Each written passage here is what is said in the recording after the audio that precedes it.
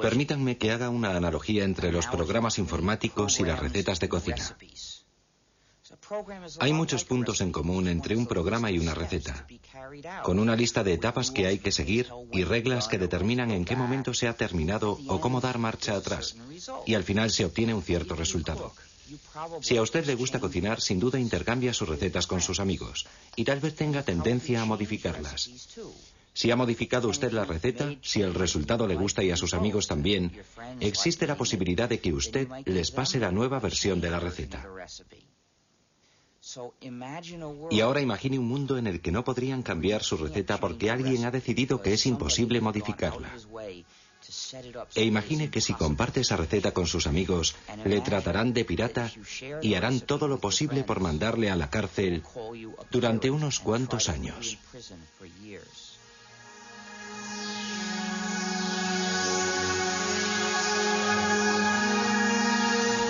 Código Linux.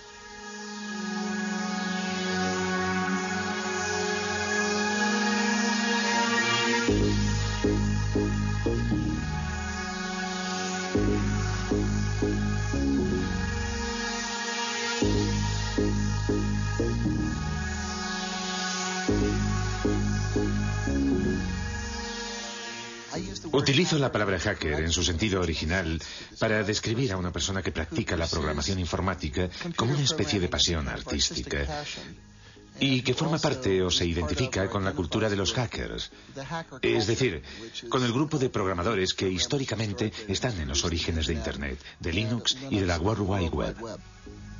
Hacker, qué palabra mágica. El rebelde de nuestra nueva era. En el principio era el ordenador, luego el ordenador personal y por fin apareció la red que ha conectado a todo el planeta y que recibe el nombre de Net. ¿Contra qué se rebelaron los famosos hackers? Para que nuestros ordenadores funcionen necesitan un sistema operativo. Nuestros hackers se negaron a que ciertas compañías, sobre todo Microsoft, desarrollasen sistemas operativos sin entregar al mismo tiempo los códigos de fabricación que permiten adaptar nuestro ordenador a nuestras propias necesidades. Entonces se pusieron a descifrar los códigos para repartirlos de forma gratuita a través de la red y ponerlos a disposición de todo el mundo. Así se inició esta nueva guerra posmoderna entre Bill Gates, jefe multimillonario de Microsoft, y algunos insolentes e impertinentes programadores que rechazan el sistema cerrado en el que quiere encerrarlos el magnate de la informática. Un pequeño genio de Finlandia lanzó a la red un nuevo sistema operativo para ordenadores y un ejército de programadores del mundo entero trabajó con él para hacer evolucionar y dar una salida a este sistema que compite de frente con Microsoft y que recibe el nombre de Linux. Linus Torvalds ha creado un sistema informático que ha cogido por sorpresa a toda la industria. Linux, un sistema operativo que hoy se utiliza en 8 millones de ordenadores del mundo entero. La revista Wired considera a este hombre joven como el nuevo chamán de Bin Minen y declara que su sistema operativo Linux es el producto más magnífico de Internet. El hecho de que Torvalds distribuya Linux de forma gratuita y revele su código fuente le ha convertido casi en un personaje de culto. Linus Torvalds, genio de la informática, sueña con derrotar a Bill Gates de Microsoft. ¿Será de verdad posible? Algunos dicen que Linus Torvalds ha realizado un milagro.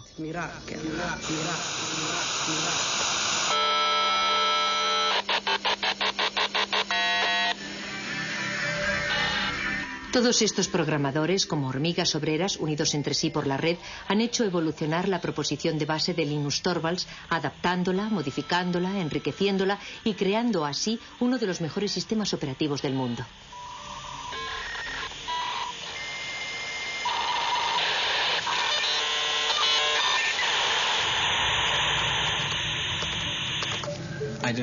Yo no quería que ningún otro hiciese lo mismo que yo, que tratase de encontrar algo parecido a Linux. Me dije, tal vez otro estudiante de informática necesita un sistema operativo y de esta forma no arrancará de cero.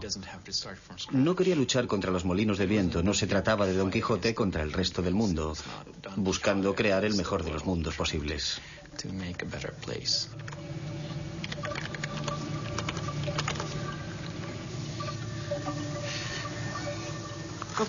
¿Tienes hambre, Randy? Prefiero trabajar con la gente por el correo electrónico a hacerlo cara a cara. Cuando estás delante de una persona tiendes a entrar en todas las discusiones típicas de las reuniones y a perderte en detalles que sobre todo no deberían tener importancia. Cuando te comunicas por email en general te tomas un tiempo para reflexionar antes de enviar tu respuesta.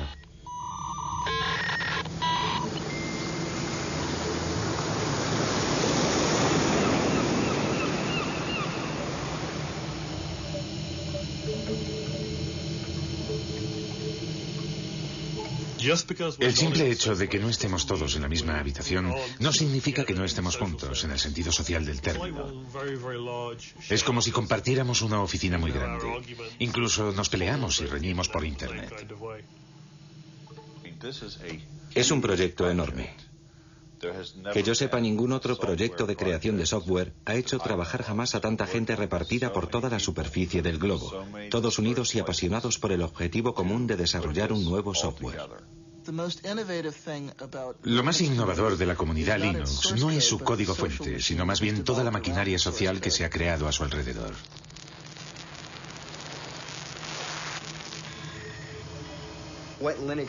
Para explicar lo que es Linux, empezaría por decir que cada ordenador es diferente, cada lector de disquetes es diferente, cada disco duro es diferente, cada controlador de vídeo es diferente y Linux es el sistema que sabe lo que hay que hacer para que todos esos componentes del ordenador ejecuten una tarea simple como borrar el documento o leer el archivo que hay en este disquete o dibujar esta imagen en la pantalla.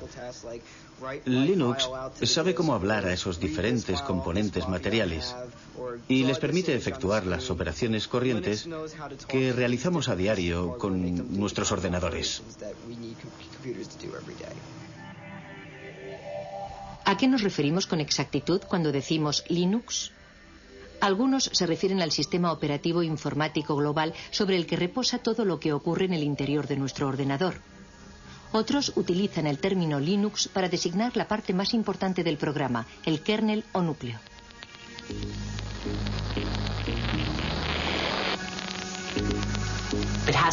Hay que remontarse a la persona gracias a la que empezó todo, que utilizó Internet para crear una comunidad de individuos en la que todos tenían la sensación de que su contribución era válida. Y esa capacidad para fomentar la cooperación solo podía provenir de una persona educada en un país como Finlandia.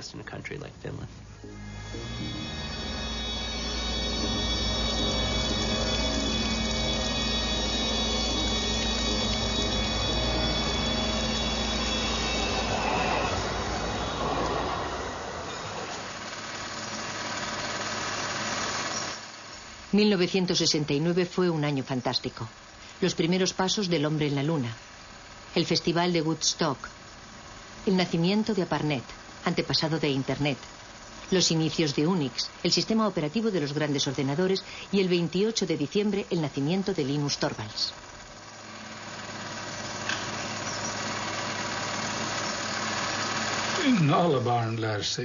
Todos los niños aprenden, sobre todo jugando. Por eso fue de verdad muy importante que Linus entrase en el mundo de la informática en un momento en el que los ordenadores todavía eran muy simples. Para un niño de 10 o 12 años era fácil darse cuenta de lo que había en el interior del ordenador, comprender su esencia. Para los niños y las niñas de hoy día es mucho más difícil comprender el mismo tipo de cosas, porque hay demasiados niveles y elementos complicados en los ordenadores actuales para que puedan adquirir el tipo de instinto y de comprensión que Linus adquirió a través del juego.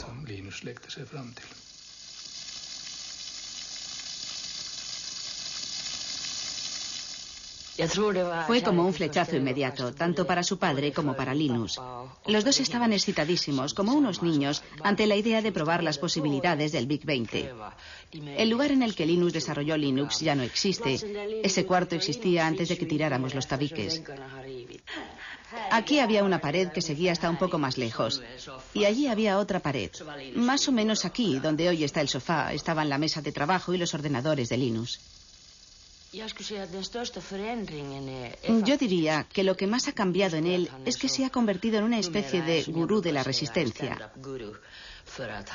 Sabe de verdad cómo cautivar a su público, lo que supone un cambio radical respecto a cómo era antes, porque era más bien tímido e introvertido. Y por regla general nunca tenía iniciativas propias, sino que dependía más bien de lo que proponían sus amigos.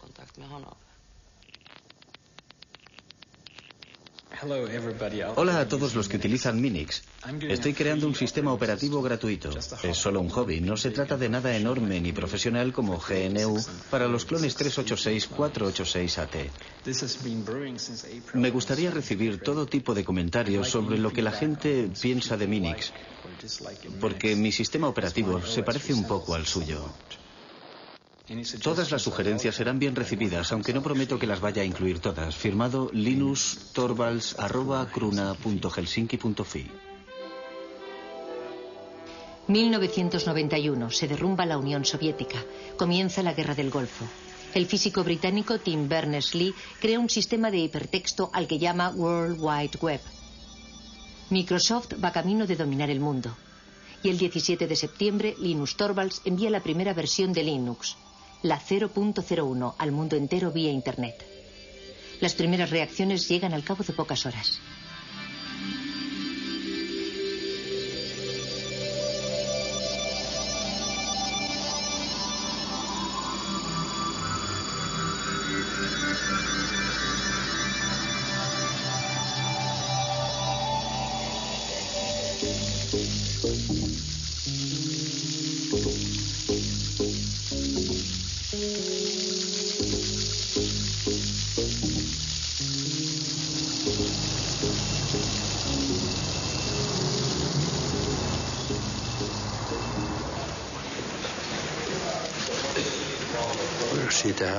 Empezamos a oír hablar de ese programa en la cafetería y decían que había empezado a ser distribuido por Internet.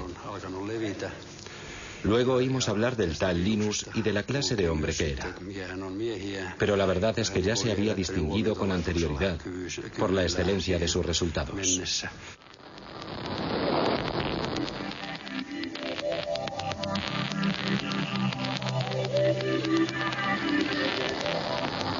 Linus Torvalds creó Linux a partir del sistema operativo Unix.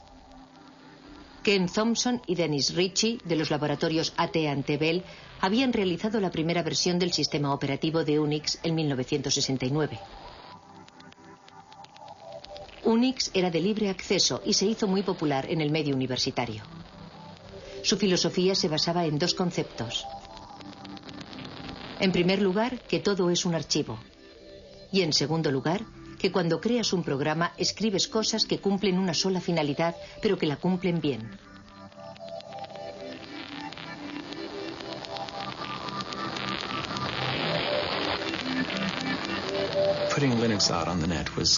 Nos pareció natural poner Linux en la red. Había muchas y buenas razones para ello. En especial el hecho de que era una buena idea hacer que Linux fuese accesible a otra gente que podría ponerlo a prueba y enviarme sus comentarios. De hecho, Linus podía elegir entre dos opciones. Podía distribuir Linux de forma gratuita o podía tratar de venderlo. Linux jamás se habría vuelto tan importante si Linus Torvalds hubiese tratado de obtener un beneficio comercial. Nadie lo hubiera comprado. Habría sido una maniobra inútil. Ya llevamos aquí un montón de tiempo. La distribución de Linux está en su tercera generación. Nos costó mucho trabajo encontrar sitio para Linux. Sí. Al principio, Linus no quería distribuir Linux de forma gratuita y estuvo reflexionando durante mucho tiempo para decidir bajo qué copyright presentarlo. Luego, poco a poco, conseguí convencerle de que lo sacara bajo el copyright de GNU. Linusin julkistamaan Linuxin GNU-copyrightin alla. Sobre todo porque el programa de compilación que utilizaba había salido bajo la licencia GPL, así que acabé decidiendo que utilizaría también la licencia GPL. La licencia GPL fue fundada por la Free Software Foundation a mediados de los años 80. Esta fundación especifica que si uno cambia o modifica el código, debe poner sus cambios y mejoras a disposición de todo el mundo, de forma gratuita. La licencia GPL tenía como objetivo impedir que alguien se apropiase del monopolio de una nueva tecnología importante. Pienso que el momento era bueno. Creo que un año antes no habría podido funcionar. Y un año más tarde, cualquier otro habría sacado algo parecido. Internet todavía no había calado de verdad entre el gran público, aunque sí había calado hondo en las redes universitarias. Yo había escrito un programa de lista de correo utilizando el lenguaje de programación C. Tenía que desarrollarlo y añadirle funciones, porque muy pronto hubo miles de personas interesadas en él. Me llevé una sorpresa enorme de que las cosas funcionaran en progresión geométrica. 1 millar de usuarios se transformaba al día siguiente en 2000 y al otro día ya tenías 4000 usuarios. Sin Internet, el desarrollo de Linux habría sido como querer jugar al ajedrez por correo.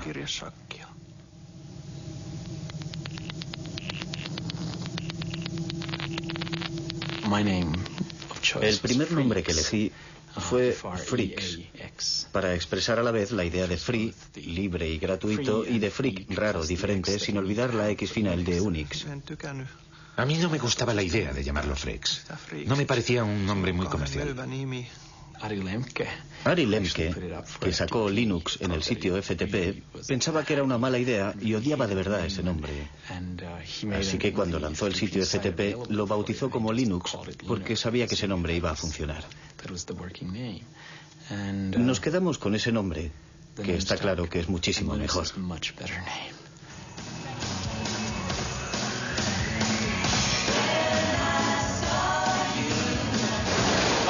Vaya, hoy parece que tenemos un buen montón de geeks y nerds entre nosotros.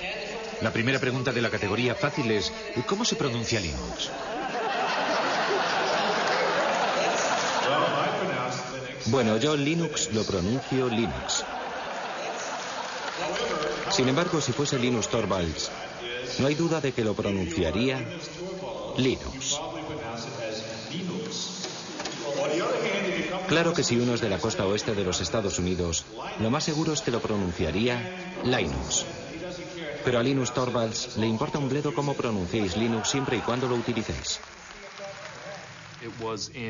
Empecé a jugar con Linux en julio de 1991, poco tiempo después de que Linux sacase la versión 009 del núcleo.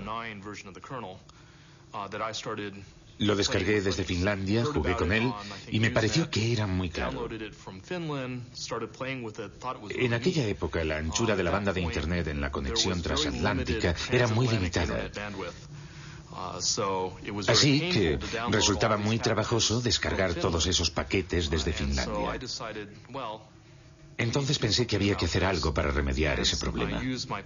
Utilicé mi estación de trabajo personal, la que tenía en mi despacho, tsx-11.meet.edu, y creé en ella un archivo espejo de todas las fuentes del núcleo. Fue el primer sitio FTP de Linux que existió en los Estados Unidos. La primera vez que recibí Linux, lo descargué en disquetes. Luego lo instalé en una de las máquinas de laboratorio de informática de la Universidad de Pensilvania, por lo que me echaron del laboratorio. Pero, en fin, esa fue mi primera experiencia con Linux.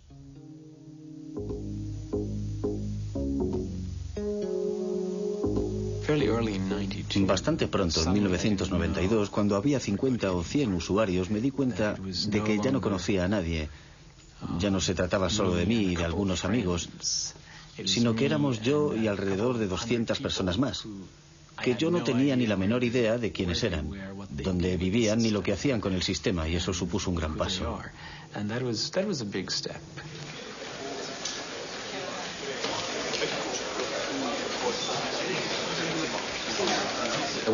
En 1994 el lanzamiento de la versión 1.0 fue muy importante y significó mucho para mí porque había supuesto muchísimo trabajo.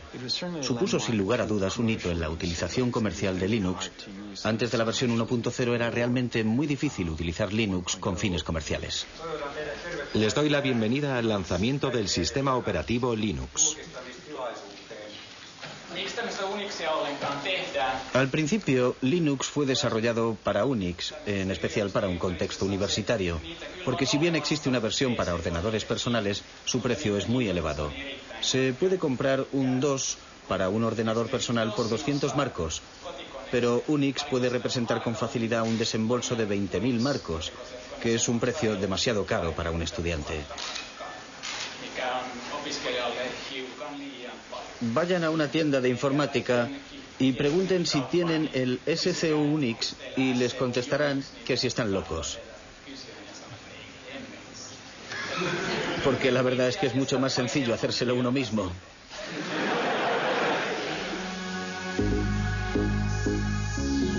El proceso de desarrollo de Linux es extraño. No se basa en ninguna jerarquía aparente.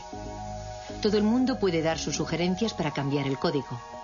Pero hay una persona que dirige, que toma las grandes decisiones y que selecciona las mejores ideas. Linus, el dictador benévolo.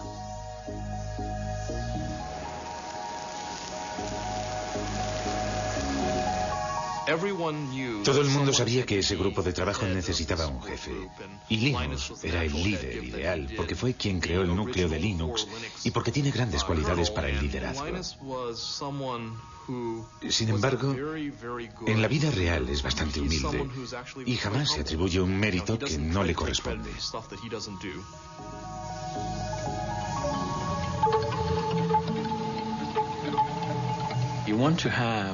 Yo quería que cientos, miles de personas trabajaran en el núcleo al mismo tiempo, pero no quería que se pelearan y se pisaran los unos a los otros, porque en ese caso pierdes mucho tiempo resolviendo los conflictos y te ves metido todo el rato en discusiones acaloradas.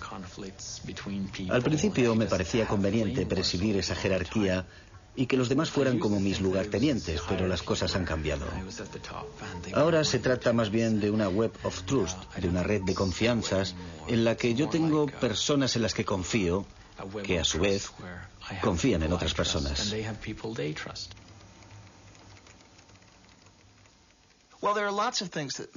A los que desarrollan los sistemas les motivan muchas cosas, como el orgullo artístico, la satisfacción del trabajo bien hecho, casi artesano, el sentimiento idealista de formar parte de algo más importante y más grande que uno mismo, el deseo de ayudar a la gente y de encontrar soluciones a los problemas. Y a falta de remuneración, en la mayor parte de los casos esa gente busca sobre todo forjarse una cierta reputación entre sus colegas. Uno de los puntos fuertes del desarrollo de Linux es que casi todos los creadores de software pueden ser contactados directamente por correo electrónico. Tetsu jugó un papel fundamental en la difusión de Linux en los Estados Unidos.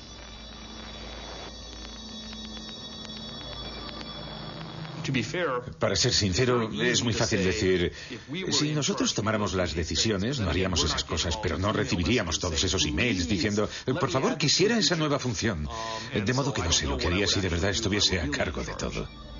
Dave Miller estudia los cambios que los programadores desean aportar al kernel, al núcleo del sistema. Actúa como intermediario entre los programadores del mundo entero y el rey Linus.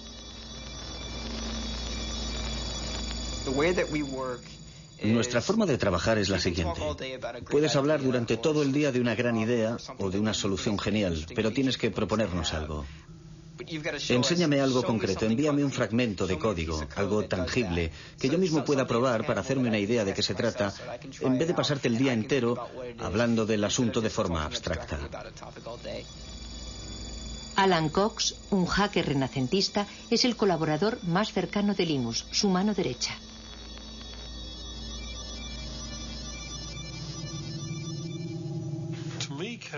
Para mí el código presenta muchas similitudes con la poesía, por ejemplo, o con ciertos tipos de literatura. Su belleza reside en su estructura y en el hecho de clasificar las ideas una por una de forma clara. Si el código es bueno, lo puedes leer sin hacer comentarios. Comprendes de inmediato por qué ha sido escrito y lo elegante que es.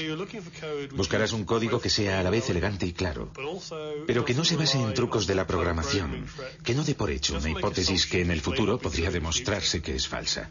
Porque lo último que te interesa es tener demasiado código en el núcleo final. En el núcleo de Linux, en general, el código no necesita demasiado esfuerzo para funcionar porque nuestro objetivo no es programar y reprogramar por siempre jamás. Después de haber dirigido el proyecto Linux durante 5 años en Finlandia, en Helsinki, Linus fue reclutado por Silicon Valley, en California. Él deseaba descubrir el otro mundo, el del comercio y la industria. Quería salir del mundo universitario.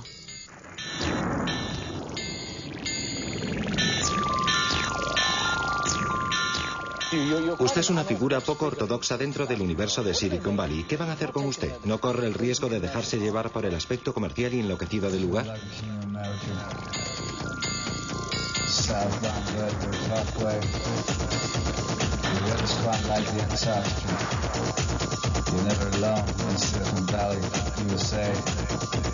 Seems I was the chosen prodigy, riding till the sun is like Shakespeare. Some sort of alchemy, they couldn't even get near. And they didn't Harry Beard. The beast, they found the web, they probably sell the shares. As soon as you can, get out and go on. To the next thing, retire young. Could have been the king of America. The weather's quite like the Antarctica. Southbound Bellevue Parkway. Linus empezó a trabajar para la compañía Transmeta, la empresa misteriosa que se negó durante muchos años a revelar sus actividades. Se sabía, sin embargo, que trabajaba con un código fuente cerrado, siguiendo el ejemplo de Microsoft. ¿Habría cambiado Linus de bando? El mundo de los negocios tiene leyes extrañas. Al mismo tiempo que trabajaba para Transmeta, Linus podía seguir desarrollando su propio software con permiso de sus jefes. Hicieron todo lo que pudieron para obligarme a ser la imagen de Linux y de la comunidad open source en su conjunto. A pesar de que no había sido yo el que había tenido la idea de open source.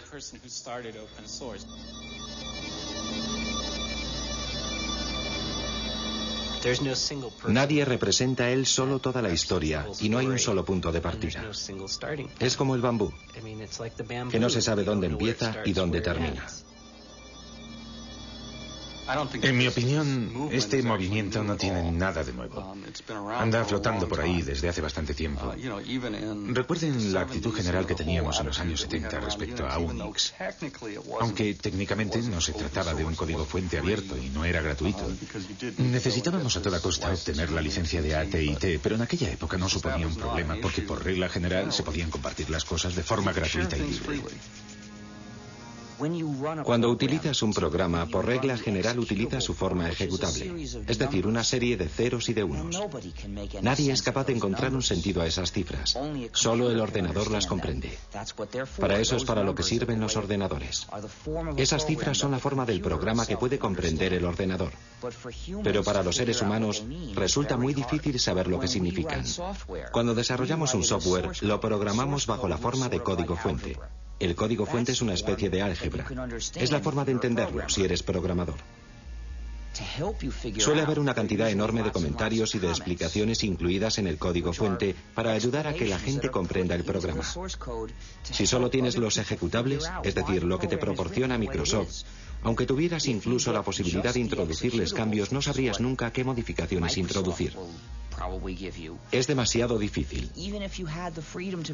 Para poder modificar un software y hacerlo más práctico y más fácil de usar, debes disponer del código fuente.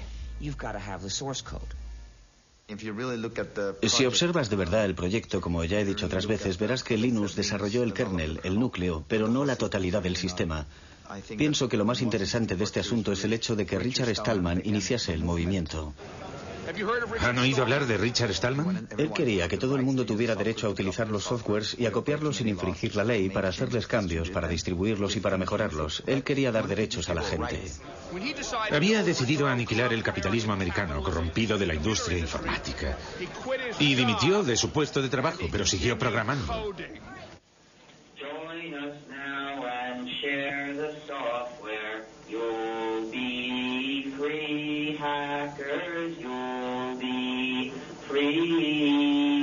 Join us now and share the software. You'll be free, hackers. You'll be free. Tengo tendencia a pensar en las cosas en términos de justicia, de libertad y de ética. Lancé la idea en noviembre de 1983, pero todo comenzó en enero de 1984, cuando dimití de mi puesto en el MIT para empezar a desarrollar un sistema operativo gratuito, al que bauticé con el nombre de GNU.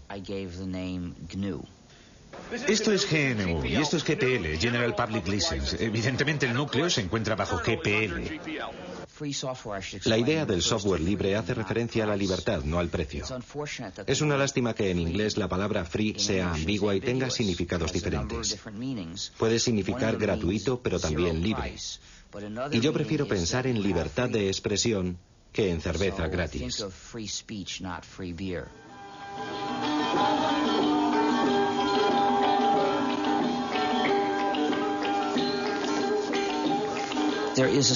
Existe una similitud entre el folclore cuando un poema o una canción se redefine o cambia de forma de un cantante a otro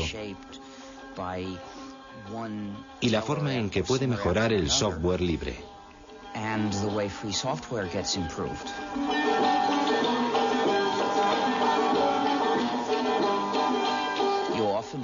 A menudo el software libre es desarrollado por un grupo de personas que no incluye a ninguno de los que lo desarrollaron al principio. En 1991 casi habíamos terminado el sistema GNU. Nuestro objetivo consistía en crear un sistema operativo como Unix, pero completamente gratuito. Ese sistema operativo completo necesitaba muchos componentes diferentes. En 1991 los teníamos casi todos. Habíamos creado la mayor parte de ellos y habíamos encontrado otros, creados por otros programadores para sus propios fines, pero que nos servían. Así que los integramos en el sistema GNU. Todavía nos faltaba un componente importante, el componente que llamamos kernel o núcleo. De modo que nos vino muy bien cuando Linus Torvalds creó su núcleo. En aquel momento la combinación del núcleo Linux con el sistema GNU nos permitió obtener un sistema perfectamente ejecutable que cualquiera podía instalar en su ordenador personal y utilizar. Una vez desarrollado Linux, el sistema GNU estaba terminado y empezó a hacerse cada vez más popular. Pero en ese mismo momento ocurrió algo desafortunado. La gente que utilizaba el sistema GNU no se dio cuenta de que se trataba del sistema GNU y empezó a llamar Linux al conjunto, a la combinación. Y ese error se extendió. A los que trabajaban en el proyecto GNU les resultaba muy difícil atraer la atención del usuario sobre esas cuestiones éticas y políticas.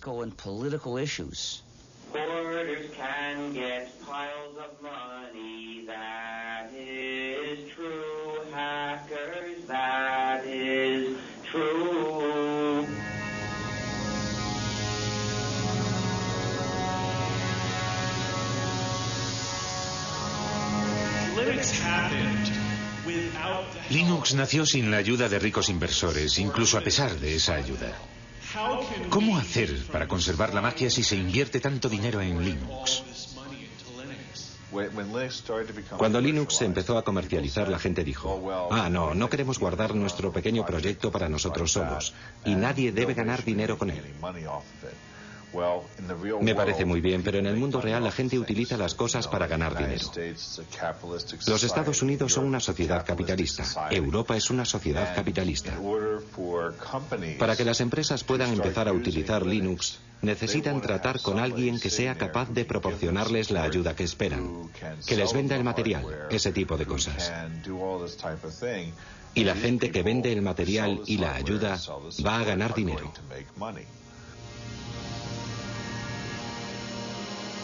Pocos de nosotros somos hackers. En realidad, son muy pocos los que harán el esfuerzo de descargar su propia versión de Linux en Internet. Todavía son menos los que se dedicarán a tratar de mejorar el código mismo.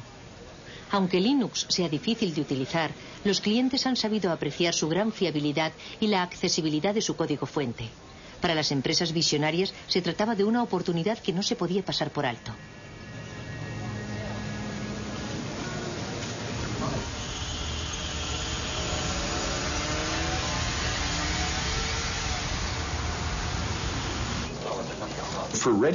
En realidad, Red Hat no buscaba un sistema operativo mejor que Microsoft o que Sun Microsystems.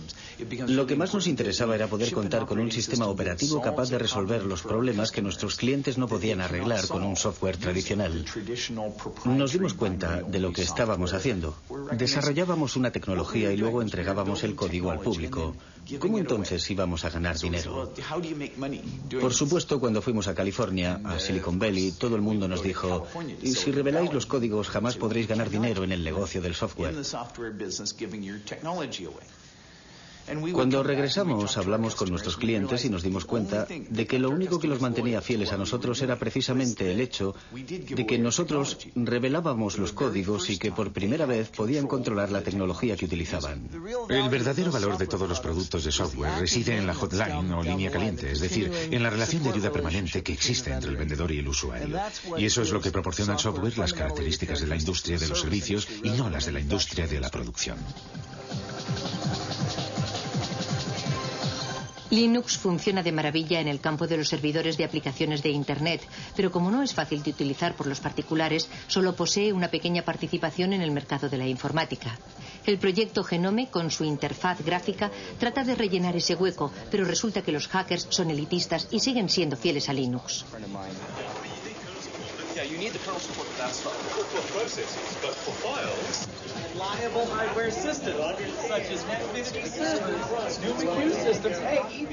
Miren quién está ahí. Es un pingüino. Hola, pingüino. Vaya, pero si es Tax. Hola, Tax. El trabajo de Linus Torvalds crea todavía más millonarios y billonarios y le está haciendo salir canas al hombre que de lejos es el más rico del mundo, Bill Gates. Microsoft utiliza un modelo muy tradicional. Producen un código fuente cerrado, lo meten en un CD y lo venden.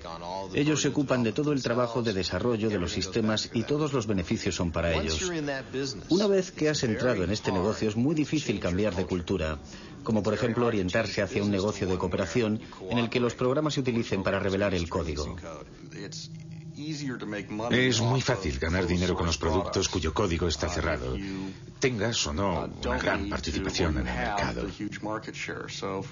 Por ejemplo, ahora mismo Microsoft no se siente de verdad incentivado a abrir su código, no le interesa. Pero pienso que Microsoft se verá obligado a hacerlo aunque a regañadientes. A las compañías les interesa seguir siendo propietarias de ciertos algoritmos. Por ejemplo, ciertas empresas han trabajado muchísimo en los algoritmos de compresión, en especial para el streaming multimedia, y no quieren que la gente sepa cómo lo han hecho porque es justo ahí donde reside el valor de su producto.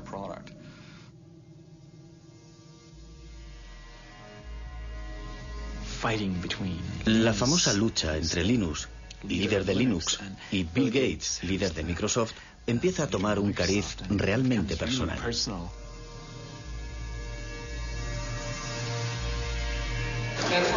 Una pregunta de la categoría rarezas. ¿A quién pertenecen estos labios? Voy a contestar yo. Son los labios de Bill Gates a punto de contar otra mentira más.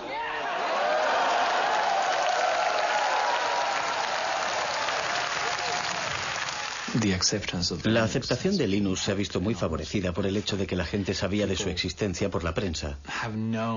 El aspecto David contra Goliat de la historia nos ayudó un poco, aunque en realidad eso no sea cierto del todo.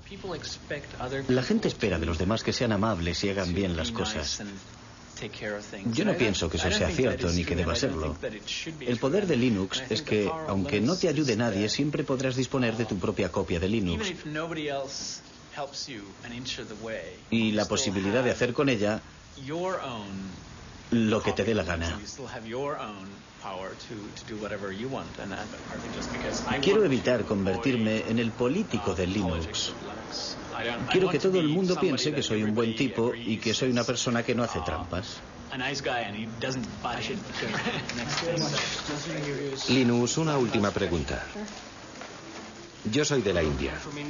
¿Hay muchos indios que contribuyan al desarrollo del núcleo? No, no hay muchos. ¿Qué mensaje le gustaría mandarles para que sean cada vez más los que se unan a su proyecto? En mi opinión es solo un problema de infraestructuras. No siempre tienen acceso a Internet o disponen solo de una conexión muy lenta. Y pienso que la gente quizás no está acostumbrada a ese tipo de colaboración por Internet y se pone un poco nerviosa. ¿Tienen un mensaje para motivarles, para hacer que vengan más programadores? No conozco los problemas de la India, pero sin duda existirán problemas locales que solo los indios pueden resolver. Problemas que al continente americano no le importan en absoluto. En mi opinión resulta muy estimulante cuando alguien dice: yo puedo resolver ese problema, puedo crear mi propia versión de Linux que me convendrá mucho más. ¿Entendido? Y eso vale para un indio, para cualquiera.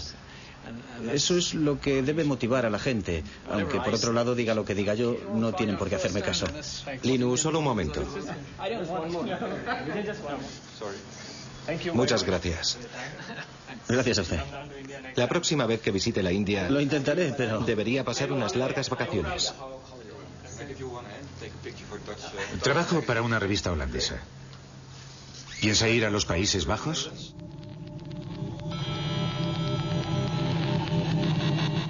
El verdadero valor de Linux puede ser otro que el de anular a Microsoft.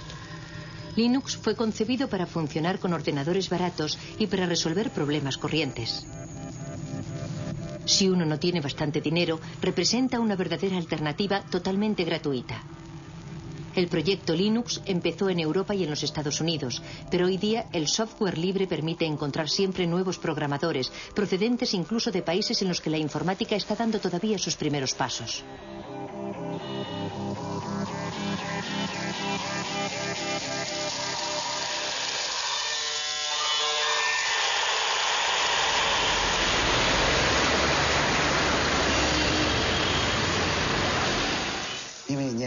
La sociedad Red Flag está especializada en la investigación, el desarrollo y la comercialización de sistemas operativos basados en Linux. Como ustedes saben, China está retrasada respecto a los países desarrollados en materia informática. La diferencia es muy grande y estamos tratando de salvarla lo más deprisa posible. Mientras tanto, debemos recurrir a la experiencia de muchos otros países. Damos una gran importancia al sistema operativo. Empezamos a desarrollar el sistema a partir de Linux, pero debido a la estricta reglamentación del mercado, fracasamos. Linux representa para nosotros una gran oportunidad, así como una buena base para formarnos en las nuevas tecnologías del mundo entero.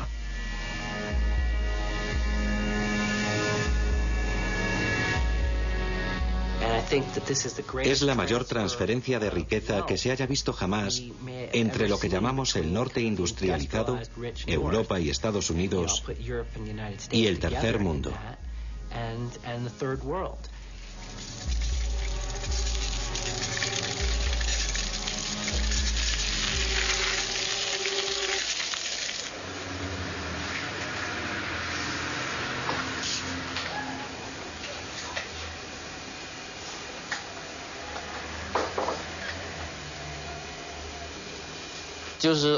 Es el código fuente abierto. Pienso que es muy importante para mucha gente. Me gusta la filosofía y me gusta analizar las cosas desde el ángulo de la filosofía. Pienso que los códigos abiertos están de acuerdo con el espíritu de la ciencia, es decir, el espíritu de acceso libre y sin restricciones a la información. Nada debería estar oculto. Esa es mi primera impresión respecto a Linux.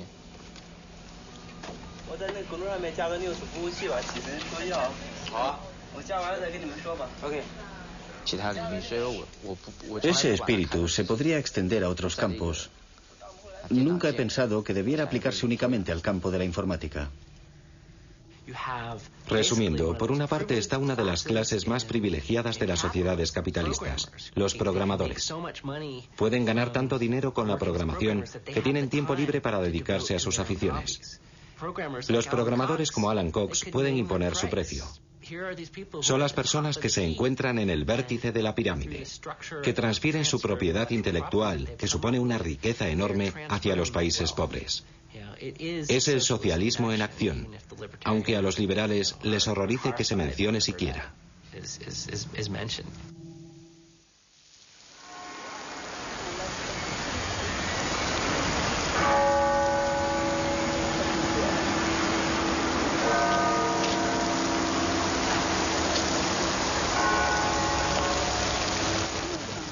Los proyectos open source han sido comparados al desarrollo de la ciencia. La ciencia en sí misma no da dinero. Son las aplicaciones industriales de las investigaciones las que crean riqueza. Para los hackers, partidarios de la open source, el desarrollo de Linux ha sido siempre un proyecto voluntario de tipo científico, un auténtico hobby. Los expertos más valiosos de Linux acabaron por ser contratados por otras compañías. En 1999, durante el auge de la economía de la red y de los negocios electrónicos, algunas empresas Linux cotizaron en bolsa. Wall Street anunció que las acciones de Linux alcanzaron valores récord. Por supuesto, la situación no duró, pero durante un cierto tiempo algunos hackers de Linux fueron increíblemente ricos, al menos sobre el papel.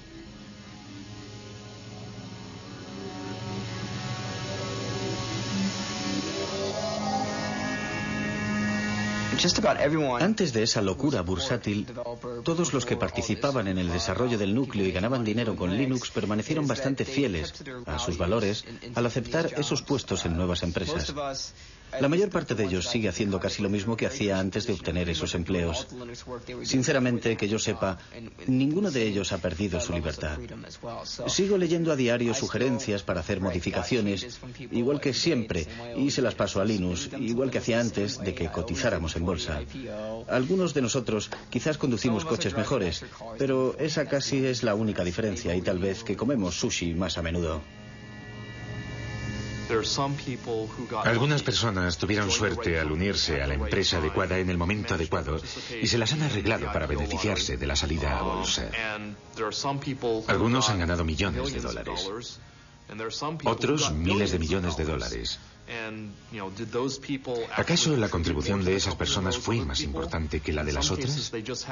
En algunos casos invirtieron las sumas necesarias en el buen momento, pero yo pienso que se trata de un problema más general que no concierne más que a la comunidad open source, y no creo que exista una respuesta satisfactoria a esa pregunta. Una de las cosas que me gusta de Silicon Valley es su gran dinamismo. Aquí todo es posible, incluso eso de la carrera por el dinero, que parece un poco de mal gusto, sobre todo si eres europeo, es un factor de motivación muy bueno, un buen medio para llevar los proyectos hasta el final.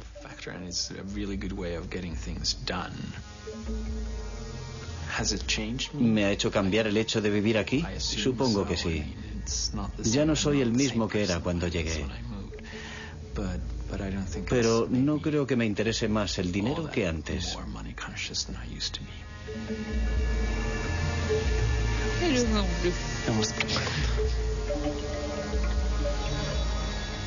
El 11 de septiembre de 2001 trastornó nuestro mundo. Los atentados suicidas de Nueva York asestaron un golpe terrible a la economía, lo mismo que al mundo de la informática. ¿Qué quedará del fenómeno Linux? Hoy día, fragmentos enteros del famoso código Linux forman parte, sin que nosotros lo sepamos, de nuestra vida cotidiana. En nuestros teléfonos portátiles, en nuestros tostadores y en nuestros despertadores. El sueño de Linus Torvalds de liberar la informática tiene posibilidades de hacerse realidad. Y en cuanto a los grandes ideales, tal vez una de las grandes ocasiones perdidas de nuestra época sería el hecho de que el software libre no liberase nada más que un código.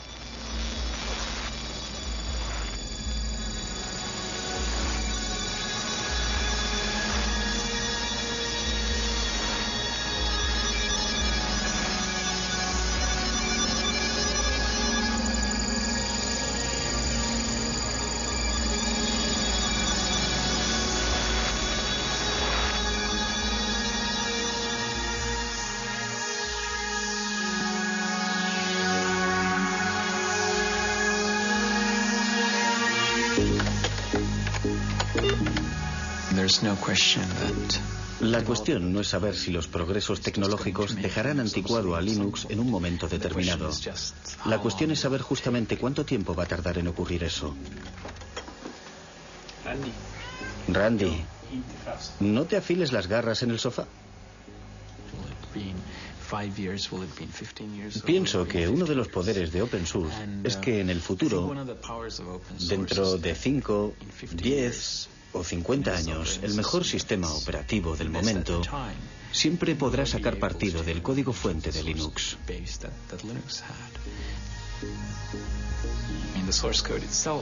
En cierta medida, el código fuente es la memoria de Linux y la gente siempre lo podrá usar como una especie de referencia. Pero hay otra cosa. También existen problemas intangibles relativos al motivo de que se hicieran las cosas de una manera determinada. Yo pienso que esas cuestiones están en el aire, conmigo o sin mí.